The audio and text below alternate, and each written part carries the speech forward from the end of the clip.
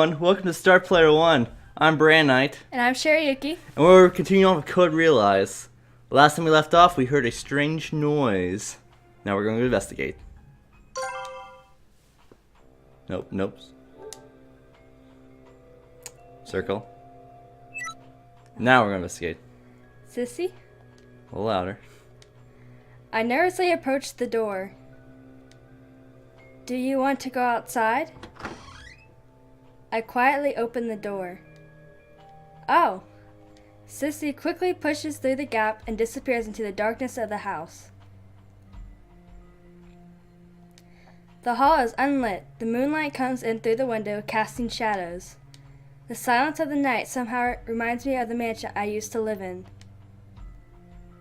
Sissy, where are you? I start walking down the hall. I see a huge shape turn the corner at the far end of the hallway. It looked like a person in armor. Could that be the owner of this mansion?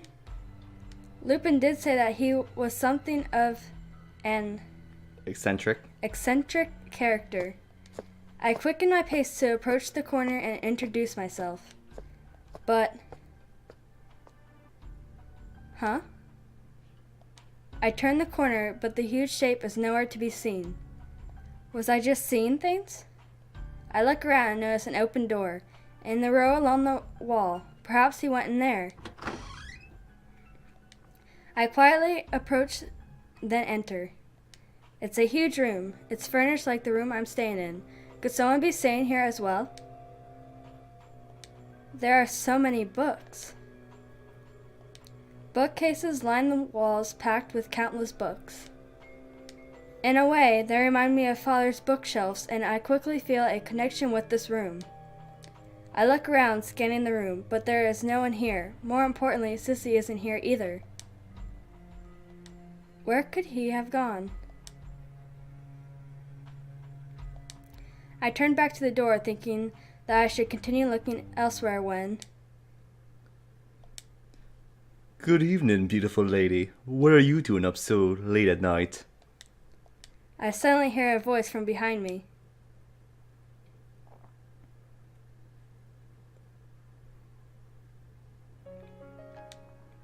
I spin around in surprise and see someone who appeared out of nowhere by the window.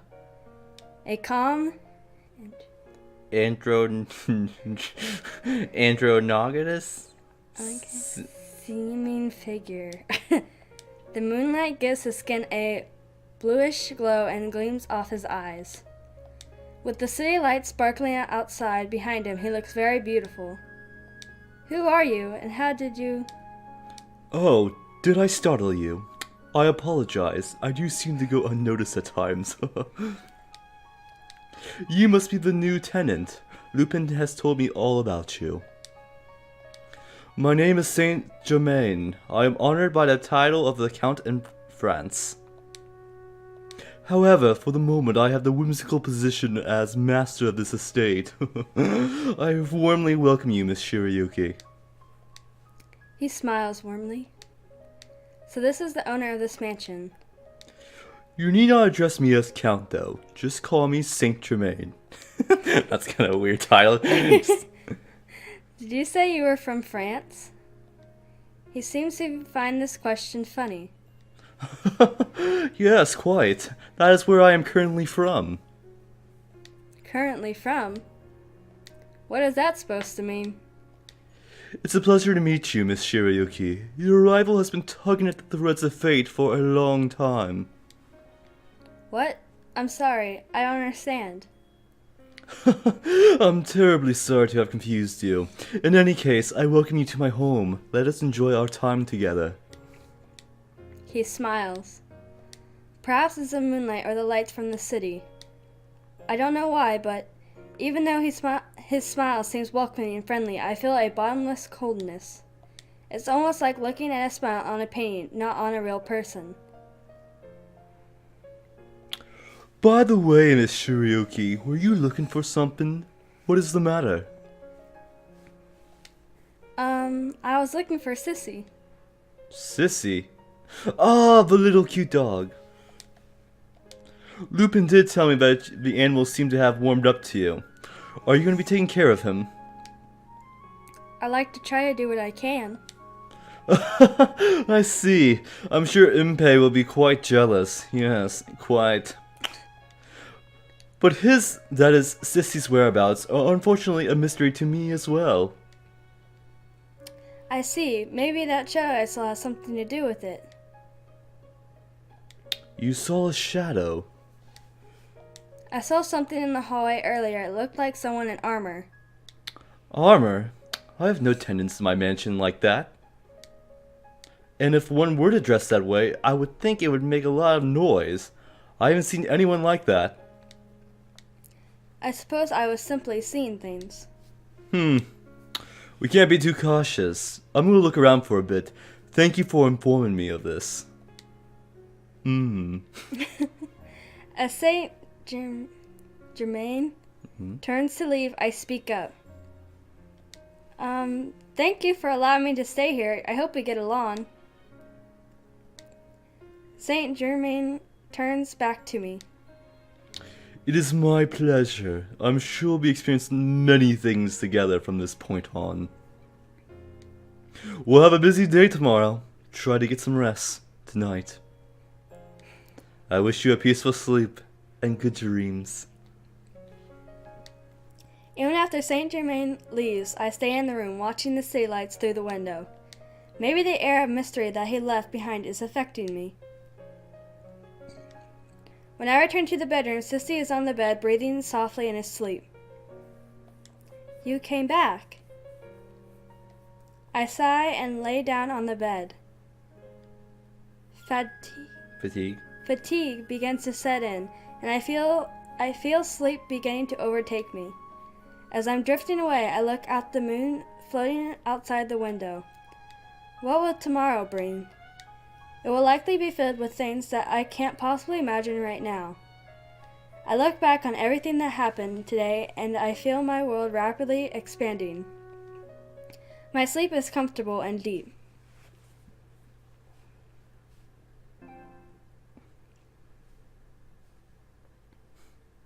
Chapter 2. The Strongest Stalker. I wonder how many chapters there are. I wonder how many there is too. There is a gem embedded in my chest. The Horologium. It glows faintly like a heartbeat. This gem was placed inside me 2 years ago. But why? When? For what reason? I have no memory of anything from before. I woke back then. I don't understand it. But there is one thing I know for certain. The poison coursing through my body is being created by this gem. The poison that melts anything I touch. In my hatred for this gem, the source of the poison, I have tried many times to remove it or break it. But every time, it causes me immense pain. Whatever it is now a part of my body, and I cannot function without it. And so the gem stays there, with a quiet beauty, but still hideous.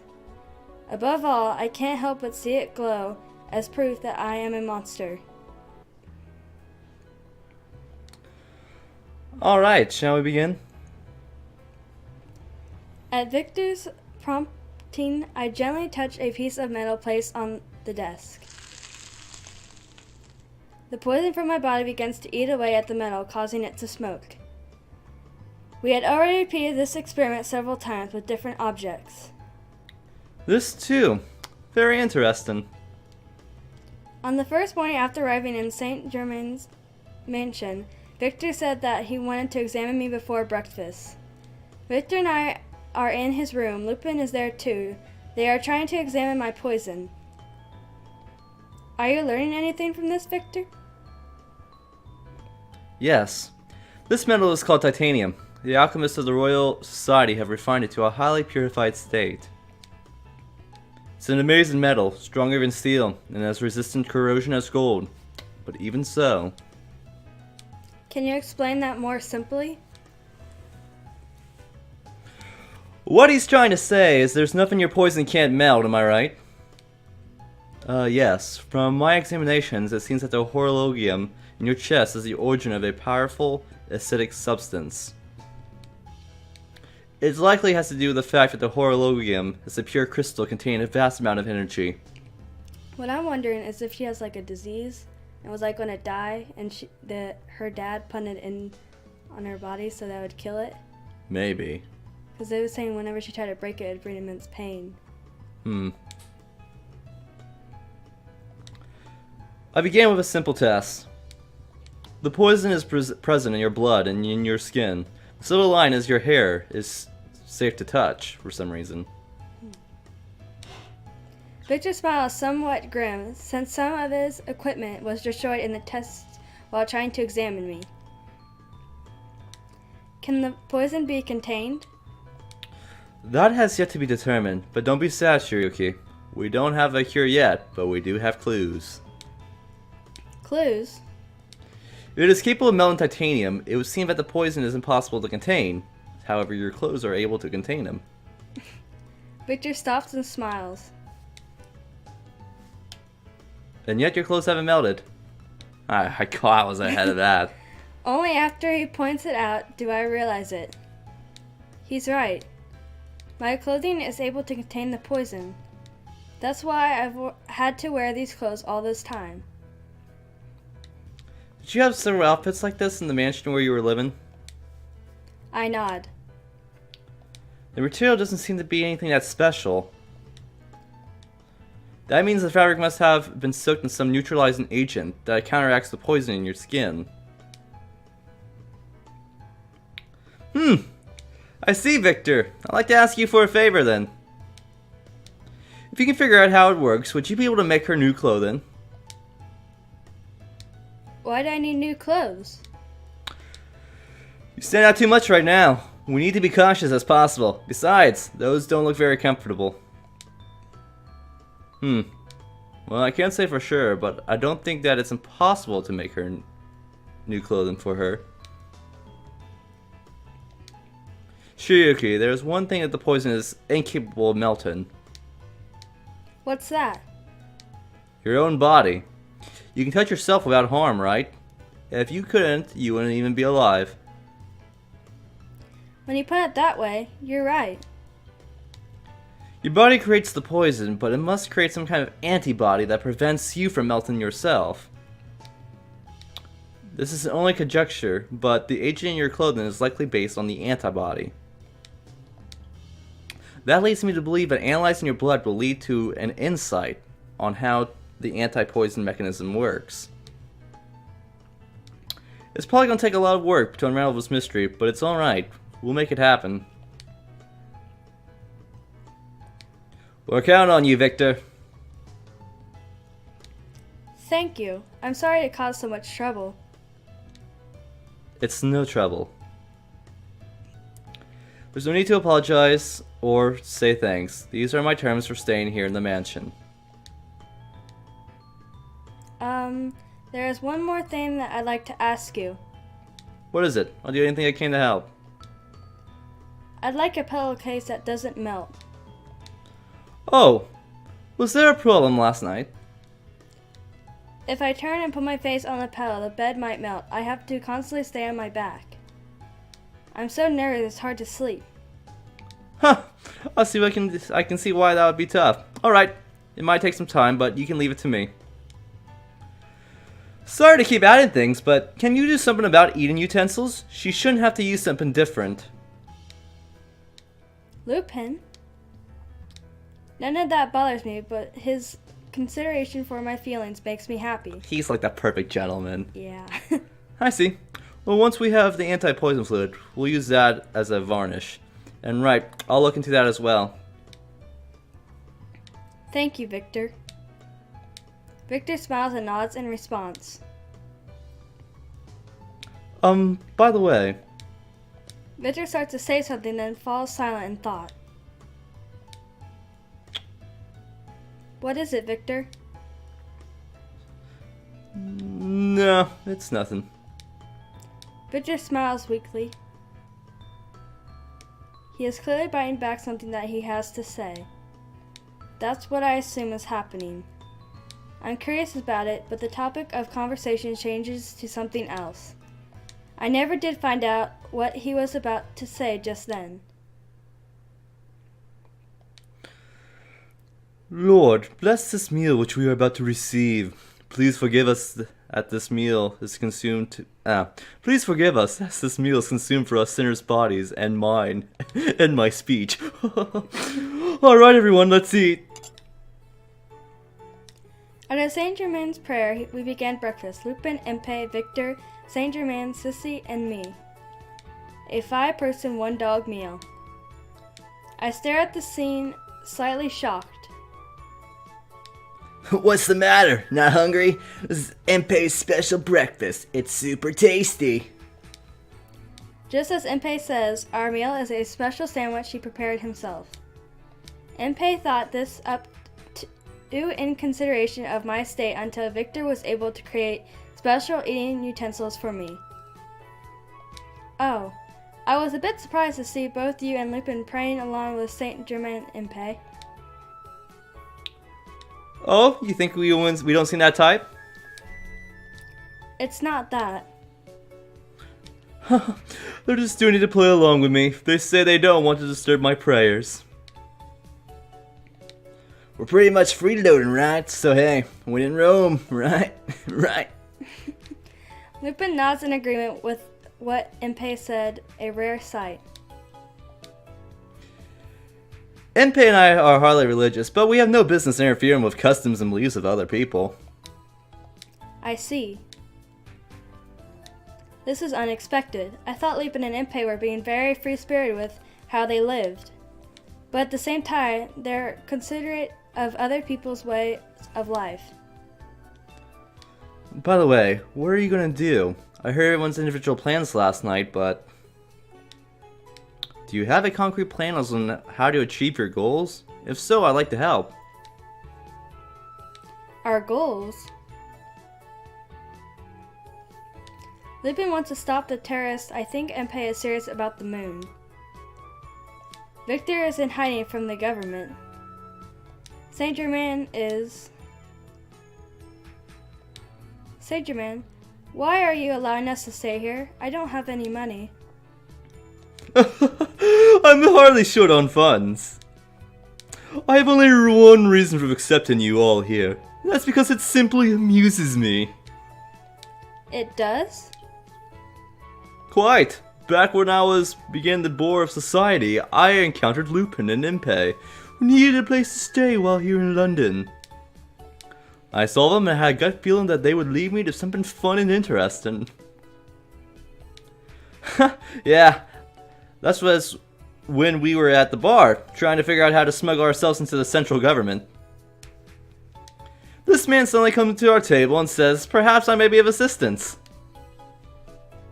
Isn't that kind of your fault for talking about something like that in public? Never underestimate the power of being confident. As long as you're not trying to hide, people will assume you're joking. But the Count took it seriously. When one is bored out of one's mind, one tends to be quick to notice things that might be of interest. Yep. So then he just kept bugging us, asking us to let him in on our plans, swearing he wouldn't tell a soul. We finally gave in. I'm used to having women come on strong to me, but it was the first time a well-dressed man did, so I was surprised. Ha! Quite! I've never seen a woman approach you, Impey. Not once in the whole time we've been hanging out. They do it when you're not looking. So don't miss the boat on this one, Miss Shirayuki. What is he talking about? Have the two of you known each other long? Not really. We've only been together for the past year or so. Something important was stolen from me. I came all the way to London chasing after the thief. He thought I stole it and attacked me. It was a battle of wits. I was one step ahead of him the whole time. Finally, he begged me to let him join up. He begged me to let him join up with me. Liar, you're the one who came crying to me, pleading for me to help you find your precious property. I know why Impey would want to work with you. But I don't quite see why you would want to work alongside him, Lupin. Oh well, he said he would help me with my plans too, so we decided to team up for a while. I regret that now, of course. What are you talking about? There's nothing to regret. I've been super useful to you, bro. I see. I think I'm starting to see the entire picture, little by little. Every person has quite a history. Yes. Victor, I think it's time for us to hear your story. So you've been wrongfully accused? As the one providing you with shelter, I would like to know the details, if you would be so kind. Who, me? In my case, I ran away from the government.